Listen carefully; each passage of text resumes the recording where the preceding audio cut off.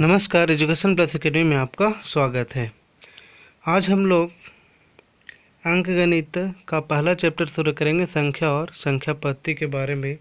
अगर हमारे द्वारा अपलोड किए गए वीडियो को आप देखते हैं तो चैनल को ज़रूर सब्सक्राइब कीजिए, वीडियो को लाइक कीजिए और इसे शेयर कीजिए, साथ ही साथ कमेंट भी करना ना भूलें। तो सबसे पहले हम लोग अंक के बारे में जानते हैं।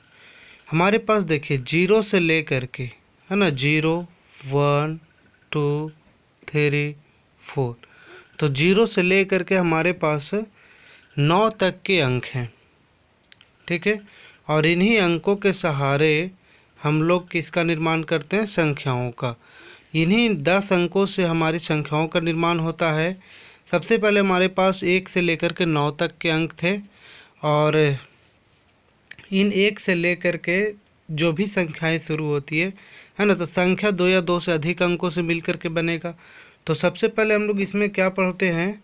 प्राकृत संख्याओं के बारे में। तो ये प्राकृत संख्या जो होती है वो प्रकृति में ऐसा कहा जाता है कि सबसे पहले प्रकृति में यूं ही उपलब्ध थी 1 से लेकर, ठीक है, प्राकृत संख्या।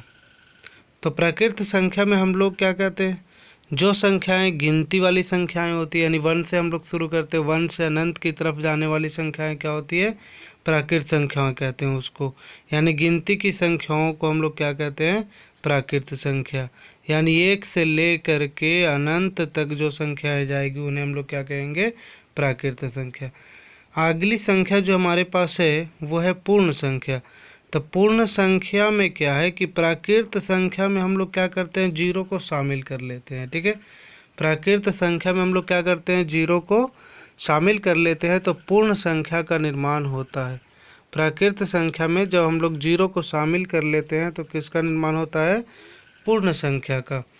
तो पूर्ण संख्या जीरो से शुरू होगा, जीरो से कहाँ तक ये संख्याएं जाएगी? अनंत तक, ठीक है। तो प्राकृत संख्या 1 से शुरू होकर के अनंत तक जाएगा, ठीक है। ये हमारे पास अपूर्ण संख्याएं थी पहले, ठीक है।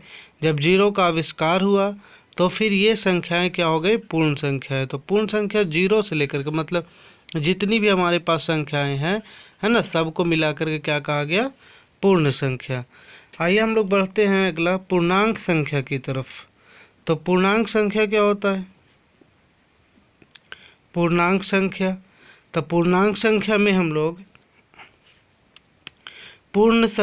लोग क्या करते हैं कि ऋणात्मक संख्याओं को शामिल कर लेते हैं। पूर्ण संख्या में क्या करते हैं? ऋणात्मक संख्याओं को शामिल कर लेते हैं। यानी कि पूर्ण संख्या तो था ही, और इसमें क्या करते हैं? ऋणात्मक संख्याओं को शामिल कर लेते हैं। तो इसे हम लोग क्या कहेंगे? पूर्ण संख्या कहेंगे, पूर्णांक संख्या कहेंगे। तो पूर्ण संख्याओं में, है ना, ऋणात्मक संख्या मतलब माइनस वाली संख्या है। जैसे हम लोग ले लेते हैं क्या?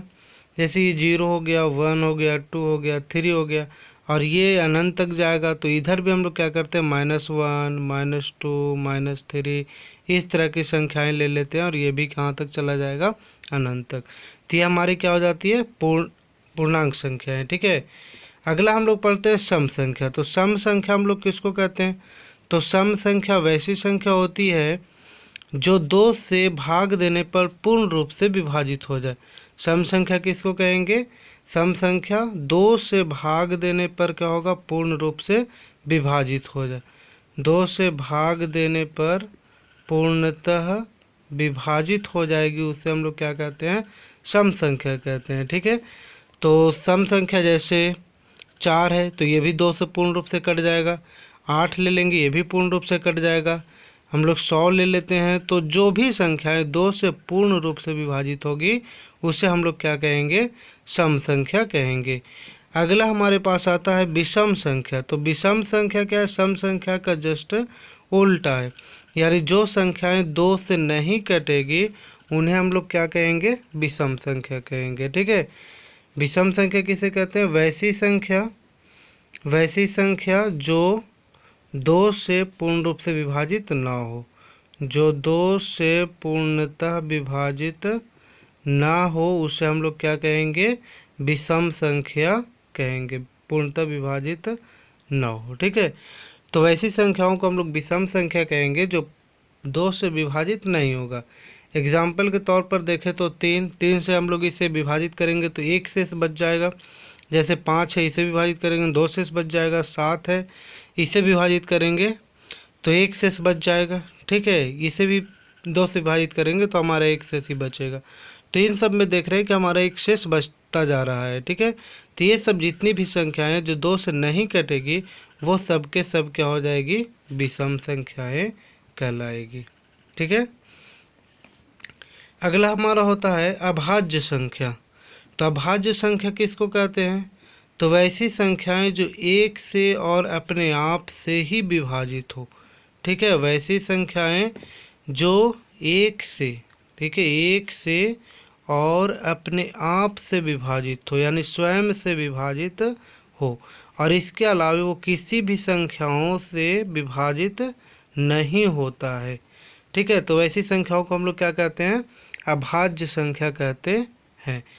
जैसे एग्जाम्पल के तौर पर अगर हम लोग इसको देखें तो देखिए, सबसे छोटी अभाज्य संख्या की बात करें तो ये 2 होता है, क्योंकि ये भी 1 से और अपने आप से विभाजित होता है, यानी 1 से कटता है और ये 2 से कटता है। देखिए, ये 1 से कटेगा और 2 से। अगर 3 ले लेते हैं तो देखिए ये भी 1 से कटेगा और अपने आप से कटेगा।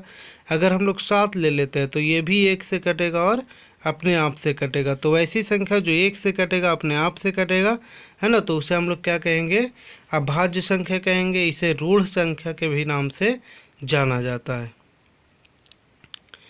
अगला हमारा आता है यौगिक संख्या। यौगिक संख्या का मतलब है ना, अभाज्य संख्या को उल्टा, जिसे हम लोग भाज्य संख्या भी कहते हैं। यौगिक संख्या यानी यौगिक संख्या हम लोग किसको, यौगिक संख्या, यौगिक संख्या हम लोग किसे कहेंगे, तो वैसी संख्याओं को यौगिक संख्या कहेंगे जो 1 और अपने आप से कटने के अलावा अन्य संख्याओं से भी कटे। यानी कि 1 और अपने आप से कटने के अलावा, 1 और अपने आप के अलावा अगर अन्य संख्याओं से भी कटे, अगर अन्य संख्याओं से भी कटे तो उसे हम लोग क्या कहते हैं, यौगिक संख्या कहते हैं। अन्य संख्याओं से भी विभाजित हो, इस प्रकार लिख सकते हैं, विभाजित हो तो उसे हम लोग क्या कहते हैं, यौगिक संख्या कहते हैं। जैसे एग्जाम्पल के रूप में अगर हम लोग इसको देखना चाहें तो 4 को ले लीजिए। देखिए किस किस से विभाजित है, ये 1 से कटता है, 2 से कटता है और 4 से कटता है। देखिए 1 और अपने आप के अलावा किस संख्या से कट रहा है, 2 से कट रहा है ना। अगर हम लोग 6 ले लेते हैं तो 1 से कटेगा, 2 से कटेगा, 3 से कटेगा और 6 से। तो 1 और अपने आप के अलावा, ये देखिए 1 और अपने आप के अलावा, ये 2 से भी कट रहा है और 3 से भी कट रहा है। तो 1 और अपने आप के अलावा अगर अन्य संख्या से भी कटेगा तो उसे हम लोग क्या कहेंगे, यौगिक संख्या कहेंगे, या फिर इसी को हम लोग क्या कहते हैं, भाज्य संख्या कहते हैं।